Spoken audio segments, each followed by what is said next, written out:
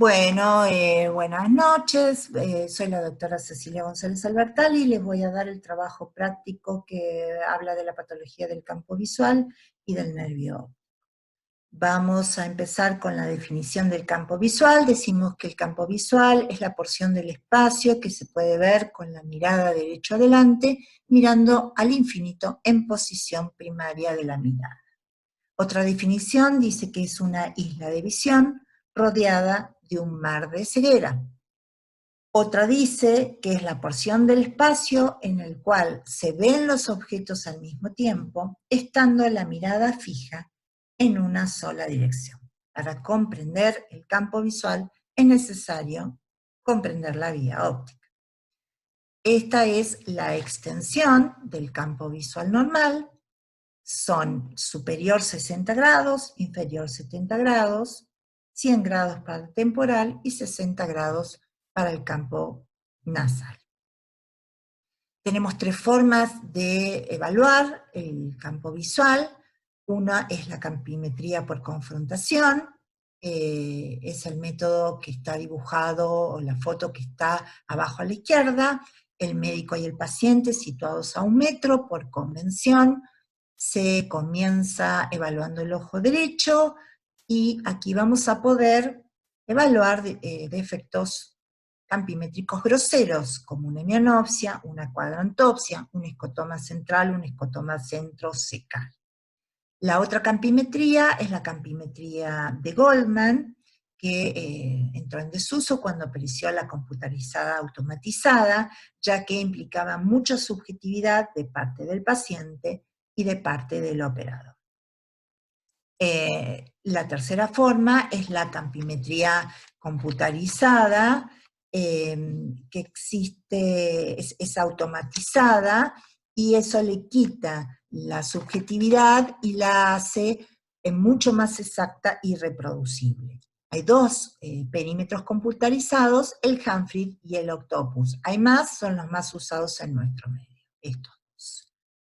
Aquí se observa cómo se presentan los resultados de una campimetría computarizada.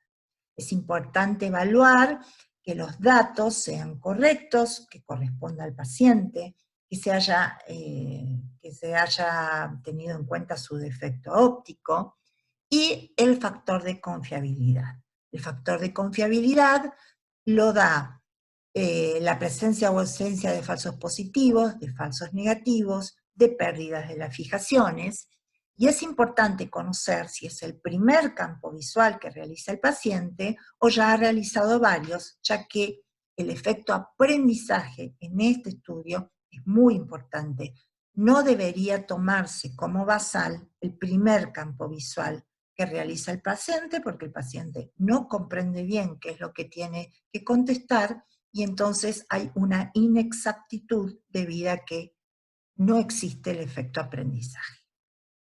Seguimos viendo en la representación, en la presentación de los resultados, la escala de grises. En la escala de grises se puede observar que hay desde un gris muy claro, que habla de sensibilidades muy buenas de esa área estudiada, hasta grises oscuros y hasta negro, que la sensibilidad va deteriorándose, va bajando. Ahí se observa la mancha ciega de Mariotte. La mancha ciega de Mariotte es el único escotoma fisiológico del campo visual, es fisiológico, absoluto y negativo, porque no tenemos conciencia de tenerlo, y está en el área temporal entre los 13 y los 18 grados. El centro del campo visual corresponde a la visión macular. A la izquierda de la escala de grises se presenta la grilla numérica. Ven que en números que se corresponden con decibeles aparece la sensibilidad que existe en esa zona de la retina evaluada. Por debajo de la grilla numérica se encuentran las grillas comparativas o co-display, en las cuales se presenta con un número que también es en decibeles, que indica la profundidad del defecto. Y por debajo de la grilla co-display o grilla comparativa, encontramos lo que se llama la grilla simbólica, que con distintos símbolos que dependen de la marca del campímetro, nos muestran áreas normales de escotomas relativos o de escotomas absolutos. Por último, hay que evaluar los índices visuales. Los índices visuales son análisis estadísticos tendientes a determinar el estado global del campo visual. Y son la sensibilidad media, el defecto medio, la variancia de la pérdida corregida y la fluctuación a corto plazo. La vía óptica comienza en los ojos, que es el receptor de la imagen, sigue con los nervios ópticos, que se unen para formar el quiasma, las fibras nasales decusan, las fibras temporales son directas, se continúa con las cintillas ópticas, cuerpos geniculados externos, radiaciones ópticas de Gratiolet, para terminar en la corteza occipital, cisura calcarina. Vamos a ver la patología del nervio óptico, no sin antes decir que vamos en este trabajo práctico a ver 3 alteraciones del campo visual. Las 3 alteraciones que pueden existir en el campo visual son la presencia de escotomas, las alteraciones de la forma o deformaciones y las alteraciones de la extensión. Aquí en la patología del nervio óptico vamos a describir presencia de escotomas y alteraciones de la extensión, para dejar para el final las alteraciones de la forma o deformaciones. Vamos a comenzar describiendo la neuritis óptica. La neuritis óptica es una inflamación del nervio óptico que genera, a modo de filtro, una alteración de las funciones visuales. Muy baja agudeza visual, pero además hay mala visión cromática, mala sensibilidad al contraste. La neuritis óptica puede ser anterior o posterior. La neuritis óptica anterior, o papilitis, se presenta al examen semiológico del fondo de ojo como una papila ingurgitada, congestiva, con bordes difusos, bordes borrosos. En cambio, en la forma retrovulvar, la papila es completamente normal. El campo visual muestra un escotoma central o un escotoma centrocecal, depende de la etiología de la papilitis, o de la neuritis óptica, mejor dicho. El escotoma centrocecal es aquel que se une desde el centro hacia la mancha ciega. Aquí vemos un escotoma central o centrocecal con el campo visual. La etiología de las neuritis ópticas puede ser las anteriores son fundamentalmente posvirales, tóxicas o vasculares, neuritis óptica anterior isquémica. Las neuritis ópticas posteriores o retrovulvares se asocian más a enfermedades como la esclerosis múltiple, enfermedades desmielinizantes. La segunda patología del nervio óptico que vamos a estudiar es el edema de papila.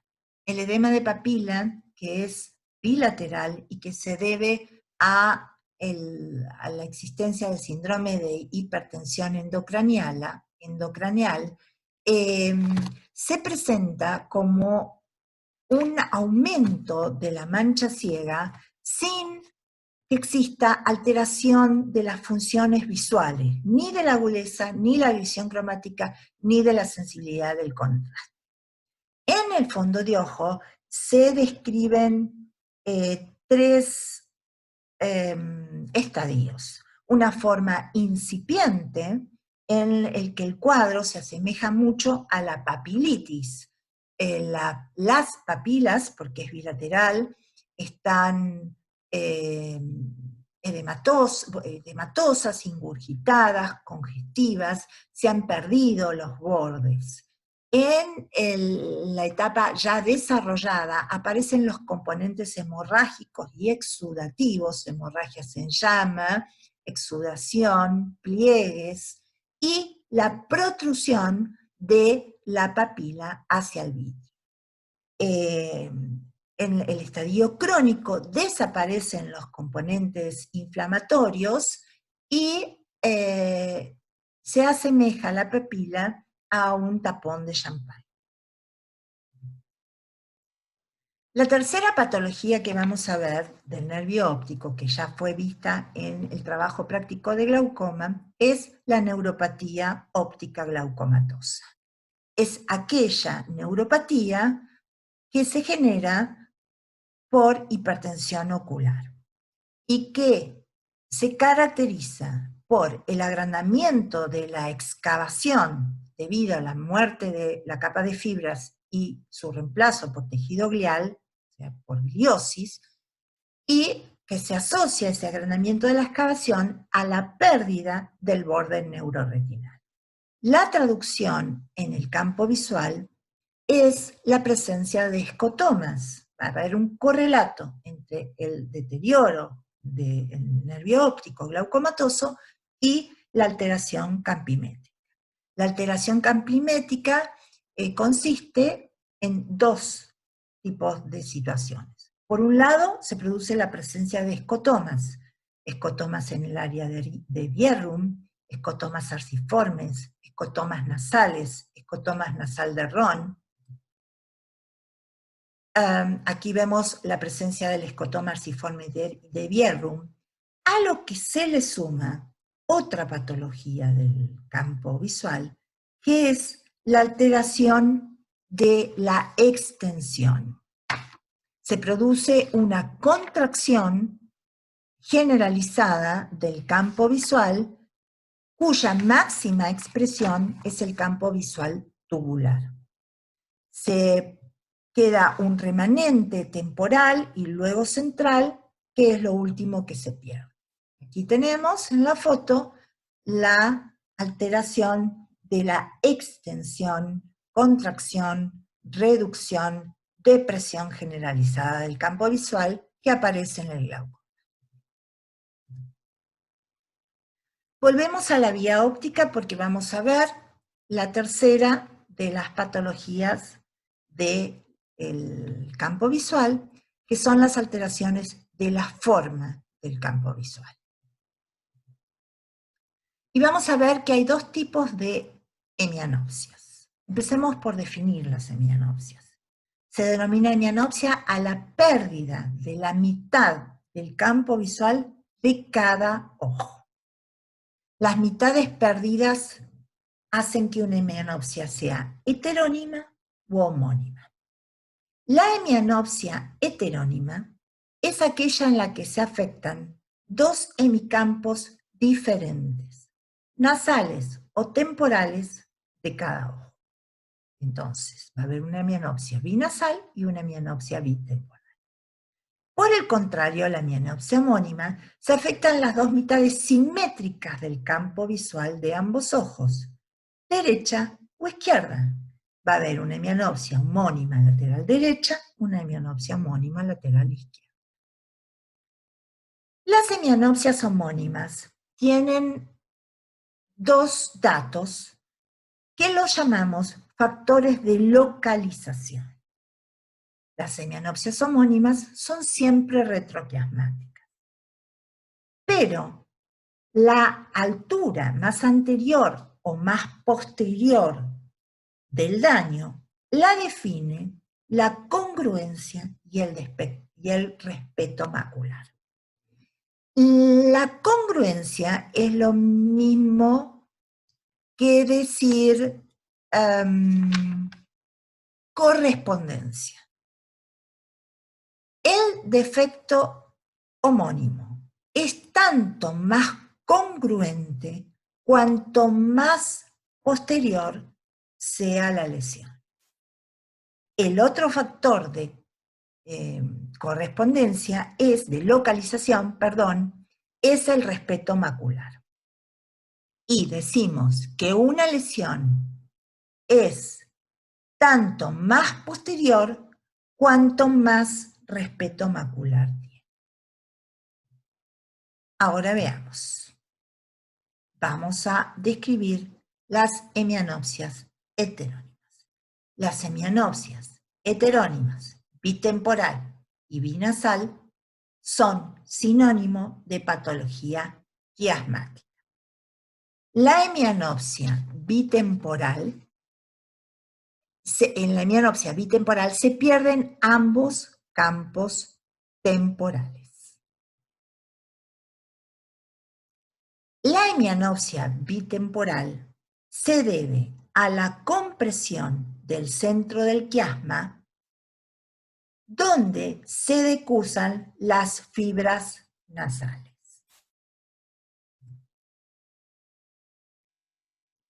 La compresión central en zona de decusación de fibras nasales por un adenoma hipofisario con extensión extracelular, por un meningioma o por un craniofaringioma, producen una hemianopsia heterónima bitemporal. Por el contrario, en la hemianopsia heterónima binasal se pierden ambos campos nasales. Esta situación es mucho más infrecuente, porque aquí se comprimen las fibras temporales que no decusan. Y para esto es necesario que existan dos lesiones, como puede ocurrir en una patología metastática, o que exista un aneurisma carotidio con empuje y compresión del quiasma por la carótida contralateral. Pasamos a describir las hemianopsias homónimas. Como dije, son sinónimo de patología retroquiasmática. Compromete fibras directas de un ojo y cruzadas del otro. Obedece a lesiones vasculares, hemorragias, aneurismas o tumorales. Las hemianopsias homónimas, en las que existe compresión del lado derecho, va a producir una hemianopsia homónima lateral izquierda. La pérdida de ambos campos izquierdos es una hemianopsia homónima lateral izquierda y la lesión es retroquiasmática derecha.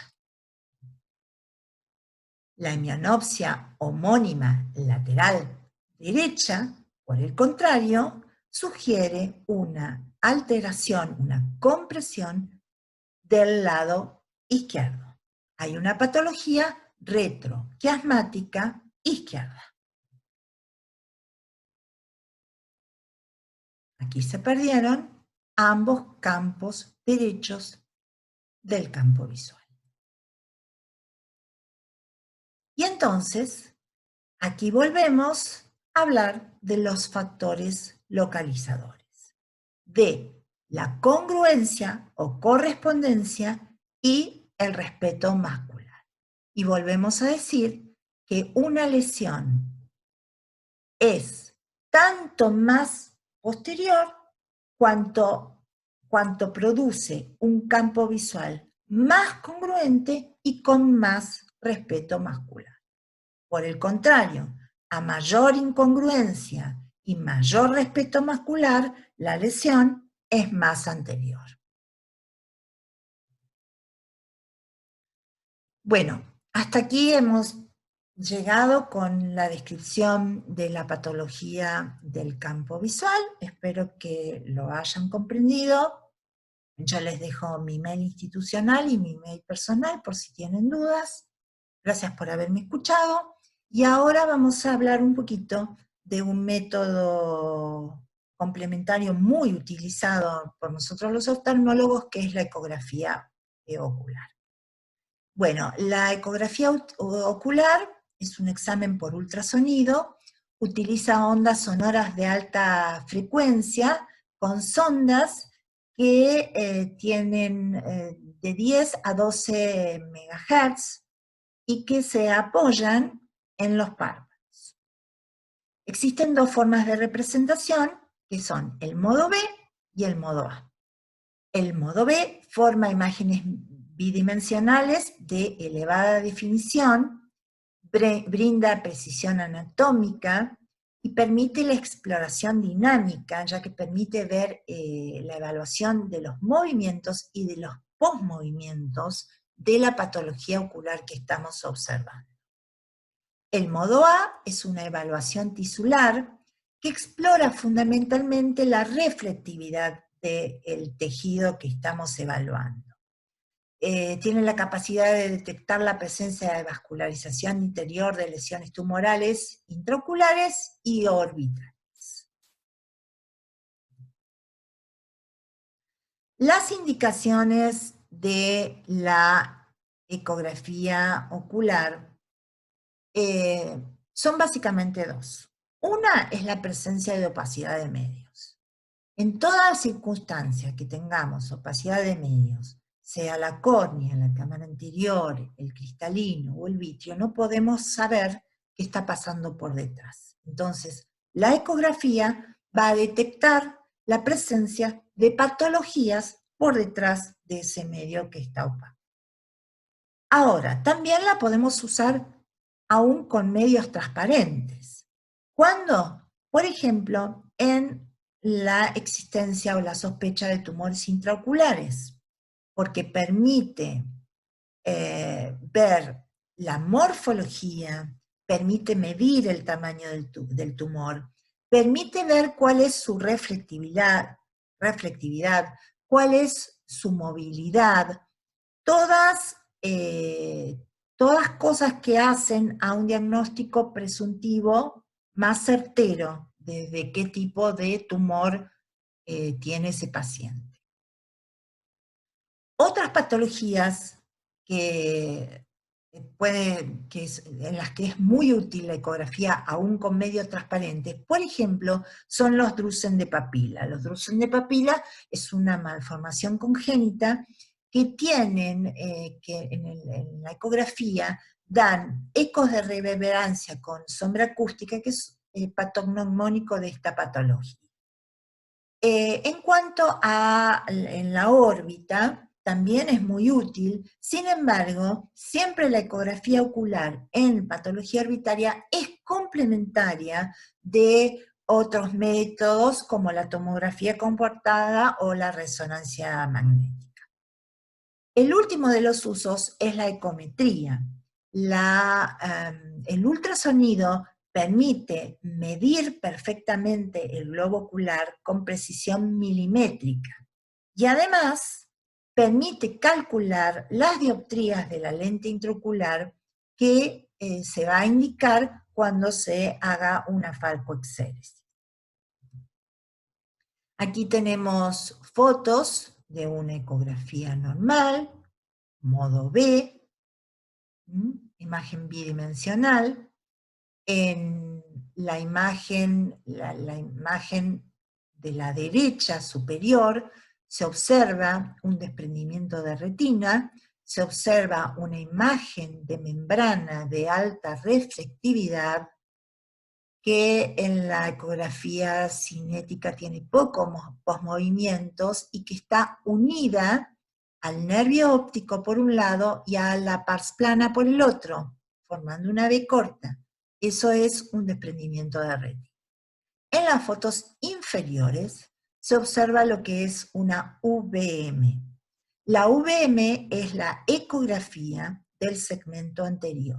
Requiere de un transductor especial y una copita que se interpone entre la córnea y ese transductor para poder ver con claridad patología del iris, del cuerpo ciliar, de la cámara anterior y del seno camerular.